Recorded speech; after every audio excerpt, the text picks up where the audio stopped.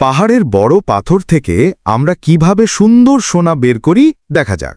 প্রথমে আমি পাহাড় থেকে আনা বিভিন্ন রঙের ভারী পাথরগুলিকে একটি ভারী হাতুড়ি দিয়ে ছোট ছোট টুকরো করে ভেঙে ফেলি, যাতে ভেতরের ধাতুটি উন্মুক্ত হয় এবং পরবর্তী প্রক্রিয়াটি সহজ হয়।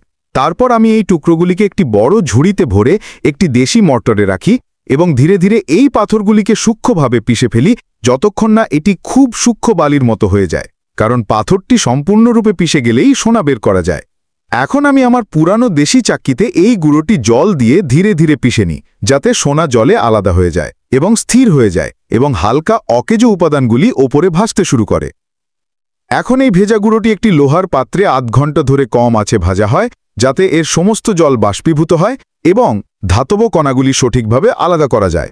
যখন গুঁড়োটি সম্পূর্ণ শুকিয়ে বাদামি এবং গুঁড়োর মতো হয়ে যায়, তখন আমরা এটিকে একটি লোহার ছাঁচে রেখে আমাদের দেশি মাটির চুল্লিতে রাখি, যেখানে এটি 850 থেকে 1000 ডিগ্রি উচ্চ আঁচে 1 থেকে 1.5 ঘন্টা ধরে রান্না করা হয়।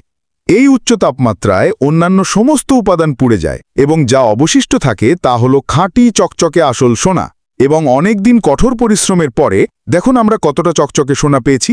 আমি বিশ্বাস করতে পারছি না যে আমরা পাথর থেকেই সোনা বের করেছি। দয়া করে চ্যানেলটি সাবস্ক্রাইব করুন, লাইক কমেন্ট শেয়ার করে উপকার করুন।